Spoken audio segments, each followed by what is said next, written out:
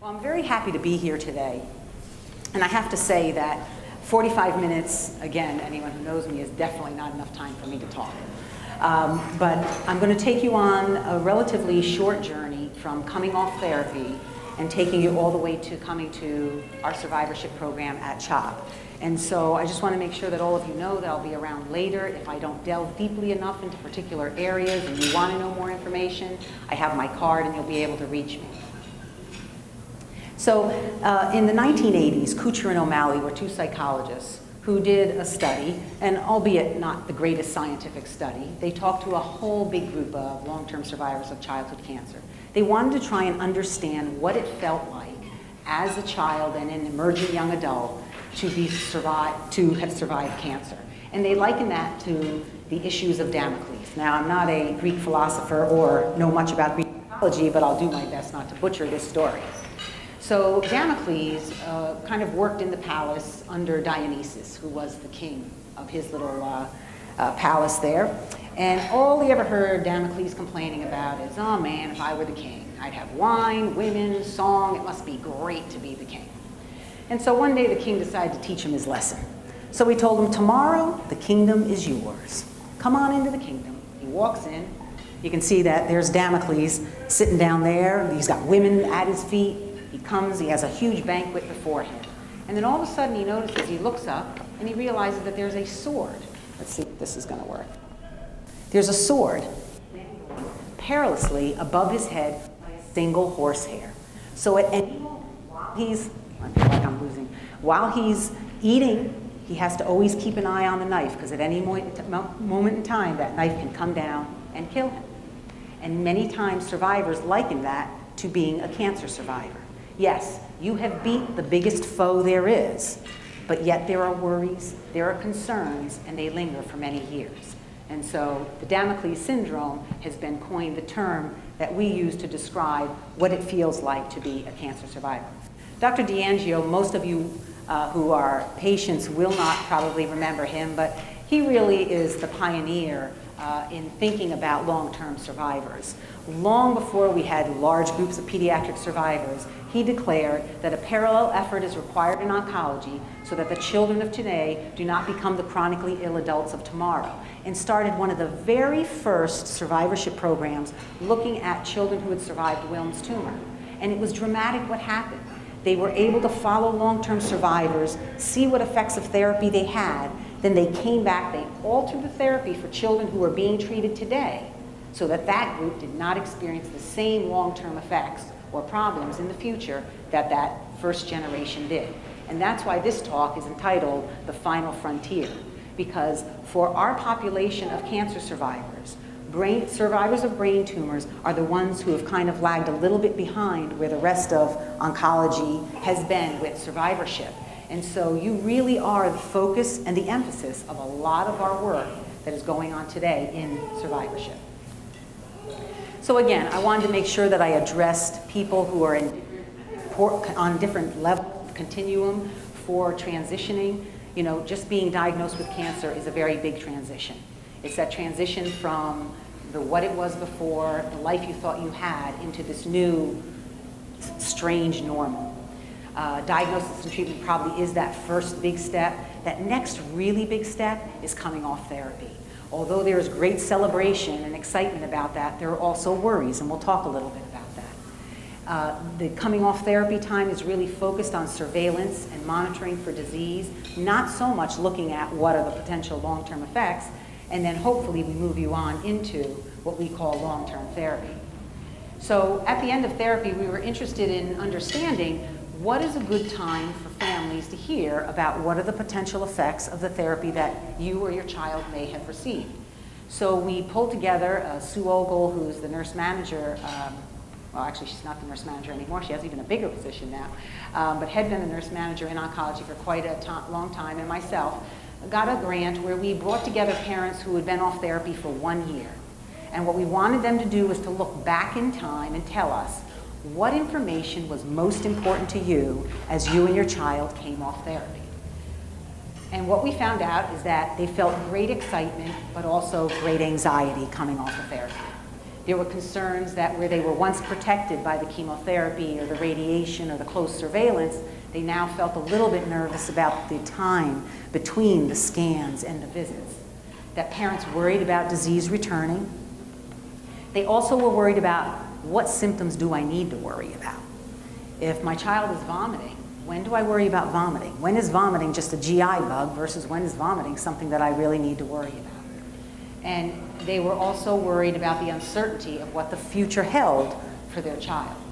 So ultimately, what we learned from doing this study is that families told us that they wanted information and education as they came off therapy that was specific to their child. Not kind of general rules and what you should kind of do, but talk to me specifically about my child. They really wanted to still stay very connected to their primary oncology care provider and the team because, again, that's who's gotten you to this point and that's where the security lies. And they really weren't ready to hear a ton about survivorship. Really wanted to know, you will be there when we're ready, but not necessarily hearing every detail. Now, I'm not saying this is every family. This was just our small study, and we hope to gear it toward how we approach educating families off therapy as well as longer off therapy. So there really is a lot of good information out there that tells us that we have great success. We have great success. This is from SEER data, which is survival data from 1976 to 1994 for children between the ages of birth and 14 diagnosed with all cancers, so not specific to any one. And you can see here that down here in 1976, we had about a 50% survival rate with children of all cancers. And then we come up here into the 1990 range, and right about now, overall, we are enjoying somewhere between an 80 and 85% survival rate when we put all children together. Now, that's not to say that we don't still have a long way to go when we come to certain areas. So when we look at childhood cancers and we look at brain tumors, we know that children who are diagnosed with brain tumor, it's the second most common pediatric malignancy, and it's the most common solid tumor that is seen in children. About 2,500 new cases per year. 5-year survival rates have improved in the past 40 years from 35% to 65%.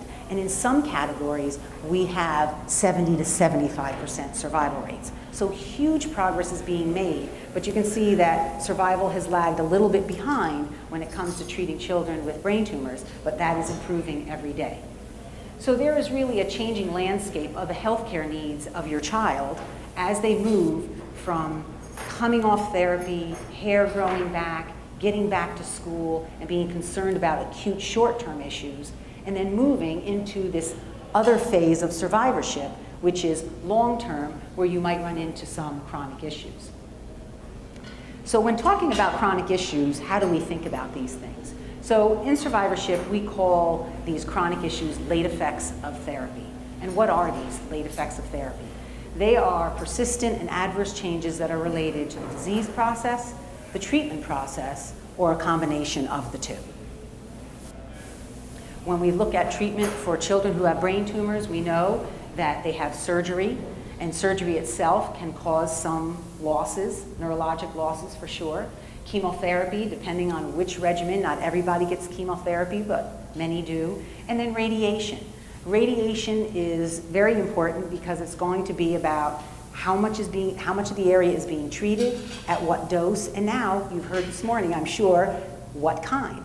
Are we able to use proton therapy, and is that going to be this great beacon of hope for us in the future so that we spare as much healthy brain tissue as possible? So what are some of the factors that influence whether one child is going to have an effect versus another child? So age is probably one of the biggest factors. In general, the younger the child at diagnosis, the more dramatic the effects are going to be.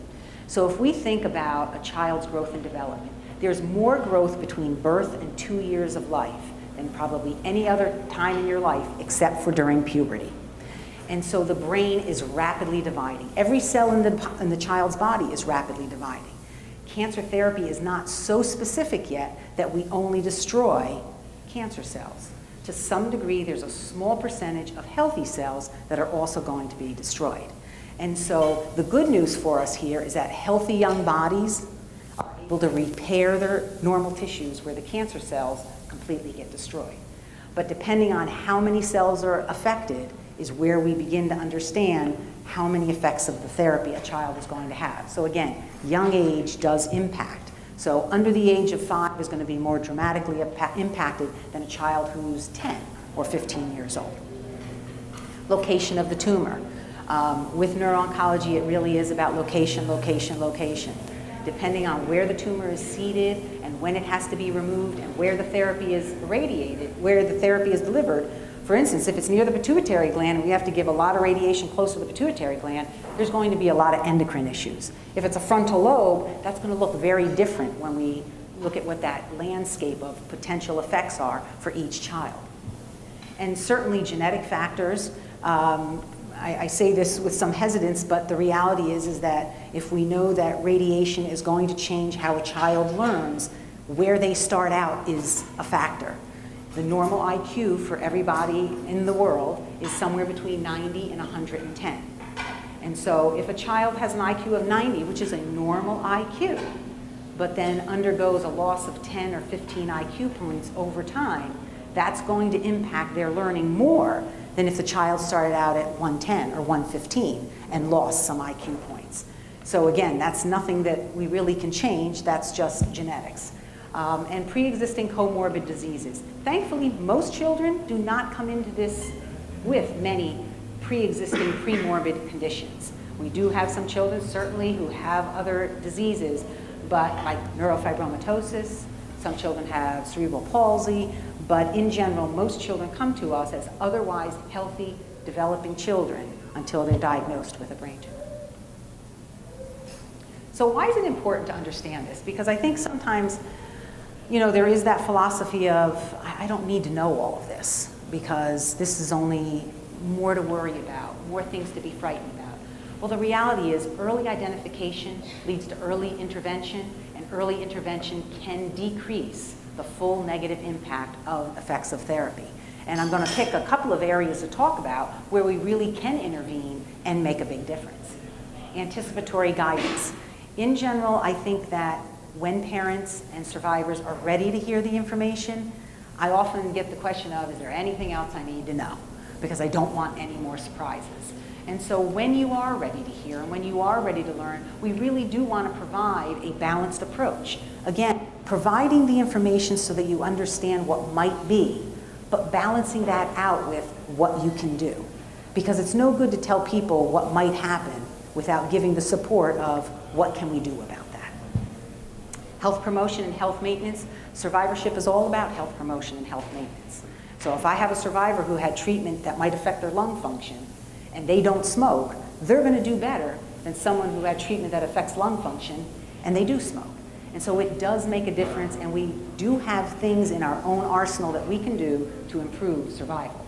And certainly support and guidance, both from a physiologic, psychologic perspective. We want to be there to support families and survivors. And you know, again, I think that most of my colleagues in this room will agree, a child is not diagnosed with cancer alone. When the child is diagnosed, in some ways the entire family has been diagnosed because you all carry that burden. So when we look at potential late effects of therapy, they really can affect a variety of areas. Growth and development, reproduction, vital organ function. There can be second tumors in some cases, psychosocial adjustment. Now, looking at this long list, not everybody is at risk for everything. There are some survivors who certainly are treated in a way where they are at risk for many of these long-term issues, but that's not everybody. And even when you hear me talking, you can't think, oh my God, this is all going to happen. It really has to be measured. It has to be looking at the child, looking at their age, looking at where the tumor was, and looking at their specific therapy, and then saying, what do we need to do about that? So I'm going to today focus on two areas that I think are things that we can do to help improve outcomes and quality of life.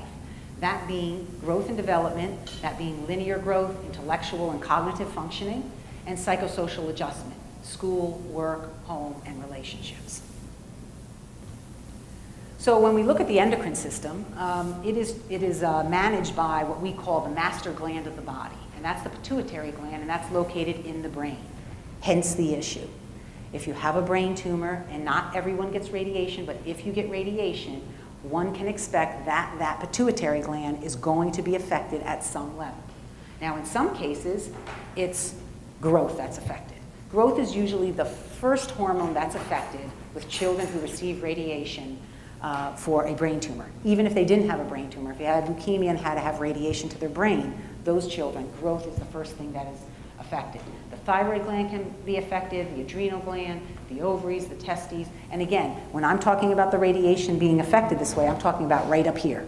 I'm not saying that there's direct damage directly to the testes or the ovaries or the adrenal gland. It's that that master gland of the body, the pituitary gland, has been tampered with and may not function quite well. So what are the kinds of things we need to do? So we know with cranial radiation, the first risk is going to be growth hormone deficiency. So it's going to be very important that someone accurately measures the child and that that child's height is put on a growth curve. It's the most basic thing of a healthy child. If a child is not growing, something is wrong. And so we should never sit back. Now again, on therapy, sometimes kids take a little bit of a pause because their bodies are really battling major things. But very soon after coming off therapy, we should see kind of a resurgence of growth. And if we don't see growth coming back, we need to be thinking very quickly, what's going on here? The other way a child can end up being a bit shorter is if they have whole spine irradiation. So if you think about the spine as like a telephone cord, we know when we irradiate the entire spine, that tissue is not going to grow as much as it would have had it not been irradiated. So imagine that you have a telephone cord and you say, okay, the spine would normally grow this much. So in a child who gets spinal irradiation, it's going to grow this much. So many times when I see survivors of a brain tumor, they often look as though they have long legs in proportion to their short trunk. And so this is another way that survivors of a brain tumor who have had spinal irradiation also lose a little bit more of what their genetic potential would have been for growth. Early puberty. Now, the reason why I'm going to talk about early puberty here, and I'm not going to get into the fertility stuff today, I'm just going to talk about, many times we hear, well, your child may not go into puberty based on the radiation they receive. Also, the flip side is true. They may go into what's called early puberty. Now, early puberty would be any signs in a girl before she's 8 years old, and any signs in a boy before he's 9 years old. Now, the good news for parents of a girl is everybody knows when the girl goes through because it starts with breast buds. Well, for a boy, it starts with testicular enlargement. And I don't know anyone in this room, but boys generally aren't running around showing you those. So it's a lot harder to know when a boy starts to go through puberty. But why it's important is we almost can get a false sense of security. They're going through puberty and they're growing. Oh, isn't this great? We don't have to worry. We thought you were going to be growth hormone deficient, but you're growing. Well, here's the thing. If you go through puberty early, your child will look okay in that time frame. But what happens is you only go through puberty for a finite amount of time. Once the child finishes puberty, the growth plates fuse and the child's done growing. So puberty generally lasts about 2 to 2.5 years from the very beginning until the time when they're done growing. So if your child goes through it when they're 8, by the time they're 10, they've reached their adult potential. So that's why it's important that if we see early symptoms of puberty, and again, that would be before 8 for a girl and before 9 for a boy, we're going to jump on that because we want to give the child more time to grow and not have a fast growth curve, growth pulse, and then stop growing. So again, growth charts are key. What percentile is my child today? It's an okay question to ask. How much did he or she grow in this past year? A healthy child should grow a minimum of 5 centimeters a year. So a little bit over, what, 2 inches or almost 2 inches? So about 2 inches a year, not in puberty, just kind of regular growing. If they're not, we need to be thinking, why are they not growing that much? It could be nutrition. Sometimes children have terrible, terrible diets, and that could affect it. But we've got to make sure that the thyroid gland is working well, that they have the growth hormone that they need, and they're getting nourished enough. So really important thing to walk out of here, very simple thing. If my child's not growing and they're supposed to be growing, that should be a red flag to a parent. Should be a red flag to a healthcare provider. You can stop me at any time. That 2 inches you just said, that's if they're off treatment. That's right. Okay, if they're on treatment. If they're on treatment, often what happens is we see a little dip. because the body is doing so much. We do have some survivors that just grow right through therapy as well, but you know, you will find that their height to weight ratio often doesn't change dramatically over treatment. So we're looking at, as soon as therapy is over, what happens? And it should kind of start up right away. As soon as the medicine's taken away, their body is okay, I'm all right now. Hopefully good nutrition, and they start to grow. And again, we cannot give a child with any cancer growth hormone until we're sure the tumor is done. So we generally will not even do any kind of referring until at least a year of no disease off therapy, at a minimum. So even if the child isn't growing well that first year, we'll be watching, but there isn't much to do during that time period. So neurocognitive outcomes, I know that Carol Armstrong was in here this morning and probably covered this in great detail. And really, my message here is that it's very important to understand that if a child receives radiation to a developing brain, there are going to be effects. How dramatic those effects are going to be is going to vary from child to child. So there's no, calculator that we can sit down and say, okay, if you had this and you're this age, this is what's going to happen. But what we do know, and we learn this from families that have done it so well, is that parents have to advocate and push for their survivors. Are there survivors who are able to go to college and achieve all their developmental milestones? Absolutely. Are there survivors who don't have that opportunity? Yes, there are.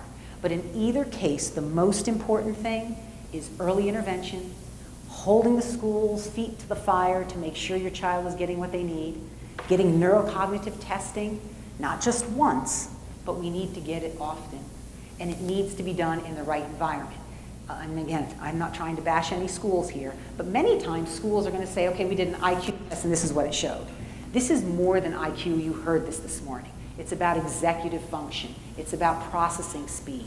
It's about many other indicators other than base IQ. I have many survivors who actually have a very high IQ, but the processing speed is slow, or they have other changes which they need support in order to achieve. So again, early intervention, try not to close your eyes to what's in front of you, because sometimes it's really hard. It's hard to have gotten your child this far and then to believe, and now we have to deal with this. So in no way do we try and minimize that this isn't a big issue, but they need you just as much then as they needed you on therapy, believe it or not, maybe even more. So I'm not going to jump heavily into the neurocognitive. I think probably the piece that I want to talk a little bit about is kind of social skills and social development. And again, I think that many of you heard, probably Carol probably touched on this. I don't know if there's anyone in the room. Was Carol talking about social development and friendships and things of that nature? No. Okay. So one of the things that can happen, and again, I want to reinforce, can happen, doesn't mean it's going to happen, is that let's just take a 7-year-old who's in 2nd grade and has a brain tumor and requires radiation and was a good, hard-working, average student at that point. There are going to start to be noticeable deficits. And as there becomes more deficits or more difficulty learning, if the child has more or less, the gap between the peer group and the survivor may widen. And again, may widen, not saying it will. Because if you think about our society today, just think about it. If you walk into a room, and I'm sure I have many of these faux pas on myself right now, and you don't have the right shoes, you don't have the right makeup, you don't have the right hairstyle. Think about being a teenage girl in middle school. I mean, you can get ostracized because you parted your hair on the wrong side one day. Think about being either an active cancer patient or a long-term survivor, and you look a little bit different. You're shorter, your hair's a little bit thinner, just simple things. That gap, that social gap, can widen. It's the one thing in my heart that if I could do something societal, out there, it would be to go out and to change the perception of the world that we're not going to be accepting. Having said that, we can't do that, but what you can do is create an environment for your child where there is love, where there is support, and they do develop a peer group. It may not be that peer in her classroom. I had one mom who started a brownie troop. She comes from Georgia. And she said, my daughter didn't fit in with the brownie troop with the other girls. So I created a brownie troop, and it was of girls of all special needs. So she built in a 17 friendship member for her daughter. Now that's not always possible, and I'm not saying that's always necessary, but what I'm just trying to say is you're gonna have to put your creative hat on, because I wish we could change everything about how society perceives us and makes judgments about us before we walk into as we're walking into the room. But there are things that we can do along the way to make a difference. And at the end of the day, it's about what all of us parents want. We want our children to be happy. My mom would say, you're only as happy as your saddest child. And so even if your dream was that this is what life was going to be like, and then with that diagnosis of cancer, it took a severe right-hand turn, you guys have to pull together and find that new place. Where is that place going to be for your family and for your child? And make that your new normal. It may not have been what you thought it was going to be, but it can be just as good in a different way. Certainly we talked about that, and we talked about those things. I should have been clicking slides instead of looking in all of your eyes. And neurocognitive functioning, we talked about that. So what are we doing today to try and minimize some of these effects? Well, certainly we now rarely, if ever, will irradiate a child under the age of 2. We will do it at all costs because we know that that's when the most brain growth occurs. Sometimes we don't have a choice, but we try to do that as much as possible. Sometimes we'll use chemotherapy to get them to that 2-year-old stage before we introduce radiation. We have IMRT was first, where we had much more precision radiation, and now we have proton therapy. And so the hope is that we will be able to limit, again, the amount of brain tissue that actually receives radiation. Monitoring educational performance. Again, this is a time when we can't stick our head in the sand. We have to aggressively advocate for our child. Even if they look like they're doing great at school, have the IEP, have the 504, because your kid deserves to have as many services as they can have, even if it appears like they're doing just fine, and provide early intervention. So I'm going to leave that over to psychosocial effects. I don't know if there are any questions that anyone has at this point. No? Okay. So Seaburn has one of my favorite quotes, which is, the occurrence of cancer and one's perception of and response to that event become a marker in the individual, and I say family's life, separating the survivor's life into 2 parts, life before cancer and life after cancer, and see it as a division point in their life, and causes survivors to often revisit the meaning and purpose to their life. When we look at psychosocial effects, very early on, again, I think fear of recurrence is something that most families live in fear of. Certainly, as we go further away from the time of diagnosis and we get more and more clear scans and we get more and more reassured, I think everybody's anxiety drops down a little bit, but it is not an abnormal thing to feel anxious around scan time. That's normal. It would be abnormal if you didn't feel nervous, and we'll talk a little bit more about that in a second. Certainly anxiety, interpersonal issues, as we've talked about, and post-traumatic stress. And we're going to talk a little bit more about post-traumatic stress. Post-traumatic stress is defined as a set of symptoms that are characteristic following a psychologically distressing event. And the DSM-4, and I think there's now a DSM at least 5, isn't there? It's coming? Okay. I'm not too far ahead behind the curve, thank goodness. Has included a diagnosis of a life-threatening illness, or learning that one's child has a life-threatening illness as part of the criteria for post-traumatic stress. Let's go back here for a second. So it is not unusual for moms to often tell me, I really don't sleep well the night before the visit. Some moms will say to me, I don't sleep well from the time that I make the visit, or I don't sleep well until I hear what the scan results were. This increased heightened awareness is a symptom of the trauma that you've all experienced. And what I can say to you all is, over time, the acuteness of that does wear. I'm not going to tell you that it ever goes away completely, because I don't think it does. But I think the angst, or how high the alert you go on, will diminish over time. Now, interestingly, what I've also learned from families, and we've seen this in many, many studies across the board, is that many families will talk about the growth that they've experienced through having a child with cancer, talking about enhanced coping abilities and motivation. If I've heard it once 1,000 times, I've heard a family go, I can't believe we just did that. Even things like flushing a catheter. Who would have ever thought, you know, you were basting a turkey the day before and now you have to flush a catheter? Or I have to understand what it means to have a shunt in my child's head, and I have to be responsible for those symptoms of when I need to worry. It's amazing what you've all done. And you probably didn't even believe if someone told you a year ago before the diagnosis that you were going to do all these things.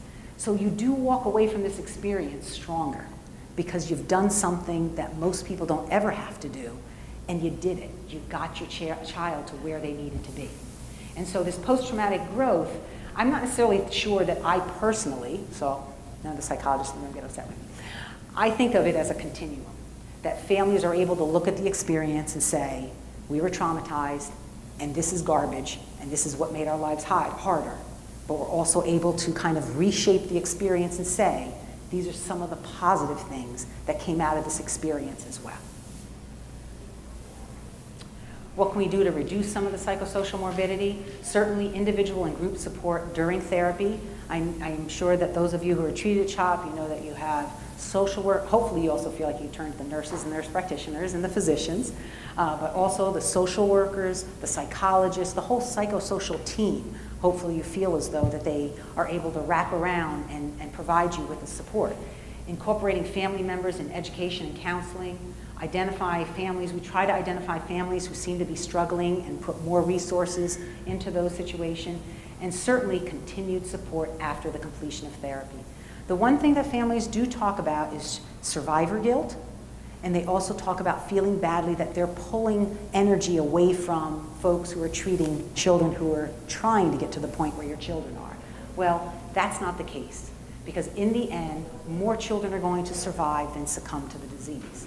So we need to be as focused on continuing to offer support to you at any point along that continuum as we did when you were on therapy.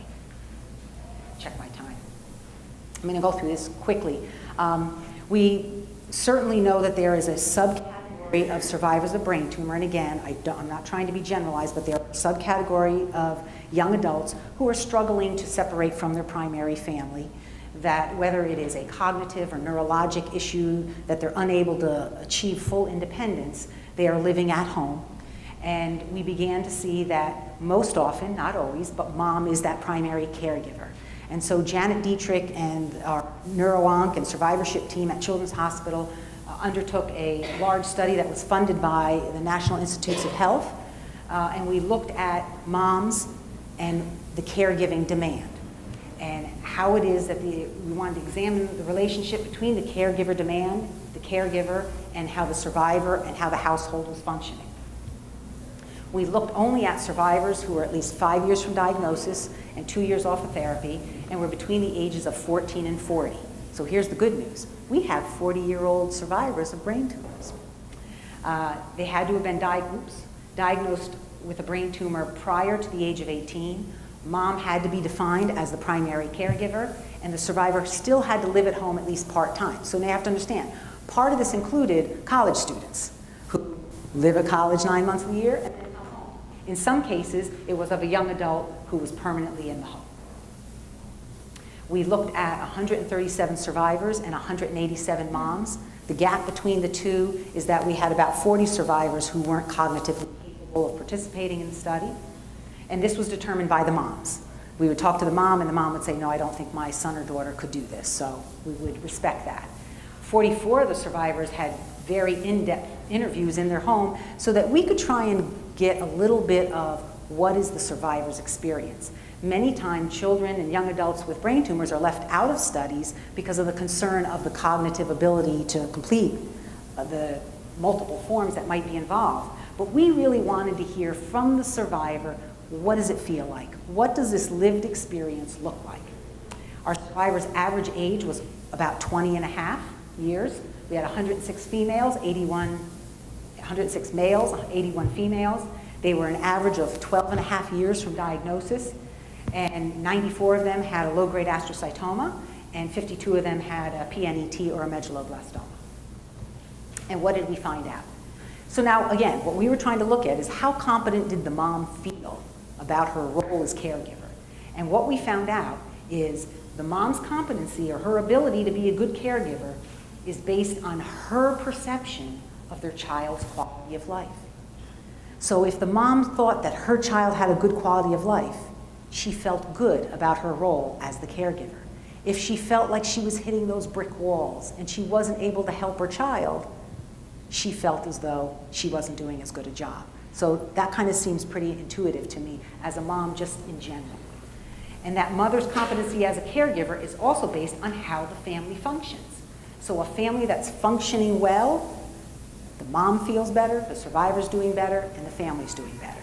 When there's a lot of dysfunction in the family, quality of life is less, and people don't see their roles as going as well as they had hoped. Again, this is a study of only 187 people. This doesn't necessarily mean this is for everybody in the room, but these are just the findings from this one particular study.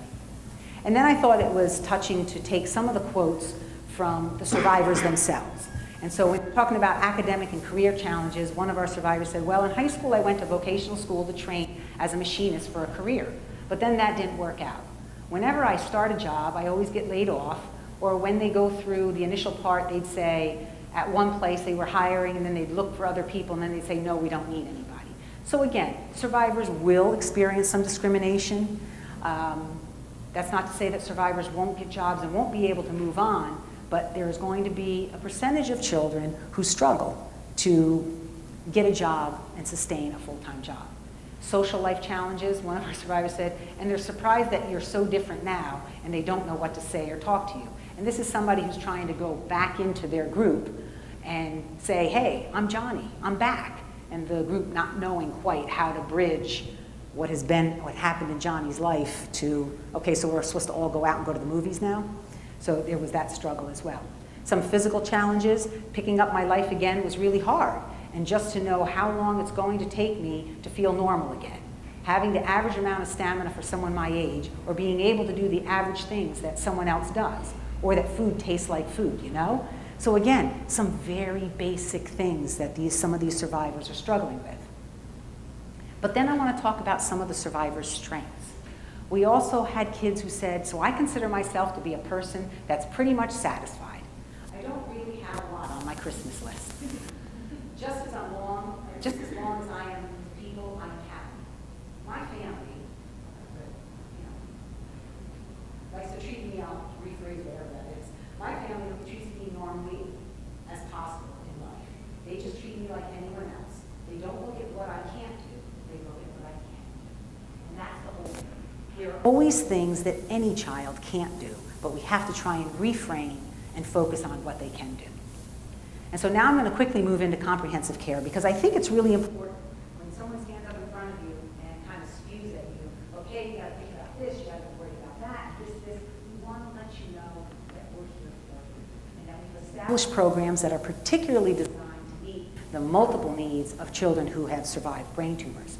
So Wendy Hobbie is a colleague of mine. She is a cancer survivor herself and an internist who had to leave her practice because of her late effects of therapy. But she's a New York Times bestseller with all of her books about having had cancer. Comprehensive care of the individual with cancer demands that the same expertise, energy, empathy, and support that were provided during the crisis of diagnosis and treatment are provided throughout survivorship. And I can't say how passionately I believe this, and most of the people who know me, this is all I've ever done in my whole nursing career, is work with survivors. And I really believe that in the end, when the majority of people are surviving cancer, we have to dedicate just as much time to ensure that we're here for you, that we can help you provide the best quality of life for your child. So our Cancer Survivorship Program at CHOP has been in existence for nearly 30 years. We hope to improve the health and well-being of childhood cancer survivors. We want to have close follow-up, provide referrals to specialists as needed, offer psychological counseling, educate patients, parents, and healthcare providers, and transition them someday into the young adult world. Now, this is really the program where we see the majority of children who we follow with brain tumors in our multidisciplinary cancer survivorship clinic. This occurs once a month, and at that time, we have a group of subspecialists oncology, neuro-oncology, endocrinology, pulmonology, psychology, cardiology, nutrition are all in the clinic on a given day. And we bring in the cancer survivor, and most of the individuals who come to that clinic are those who have survived a bone marrow transplant, those who have survived multiple relapses, and those who have survived a brain tumor. And in that day, it's a long day, but you come in, you're on the 4th floor, and you go from room to room to room. We get all the studies done in that day, and you get to talk to all the specialists that you need. And that serves as a springboard off of how we will support you for all the years to come in the future. Interventions we believe strongly in to reduce some of the morbidity. Comprehensive health care is very important. Health maintenance and promotion, early detection, nutritional counseling, because again, even though we can't change the base issue that the child had cancer, had to have chemotherapy or radiation, there still are many things that we can do to instill a healthy heart, healthy lungs, healthy body, healthy bones. Those are all going to help us minimize the full negative impact of things in the future. So what do we need to do? It's really important that we need to continue to identify what are the specific needs of adolescents and young adults. And you might say, well, why are we talking about adolescents and young adults? Because here's the reality. Until a child really hits that developmental age of it's time for me to go out on my own, there are a lot of services available to the child. It's when they turn 18 that we really start to struggle. So are they going to go to vocational school? Are they going to go to college? Are they going to go to community college? Are they going to get a job? So that is when it really starts to get a bit more dicey. So we really need to be focusing our energies on what are those and the young adult who have survived a brain tumor. We need to continue to understand the impact that it has on your family and how we can better help you, and then hopefully take what you teach us, bring it back to the front, and help families who are just going through this process. Identify factors that may exacerbate or cause more problems for young adults and families, and identify the factors and stressors so that we can increase the quality for both the family and the survivor. And I'd just like to finish again with Dr. DeAngio, who coined the term, cure is not enough. The greatest threat to a survivor's well-being is lack of information. So although it may be hard to sit and listen or to read or to talk about these sorts of things, it really will make a difference. Being prepared, understanding what the risks are, and moving forward is very important. So thank you very much. Any questions?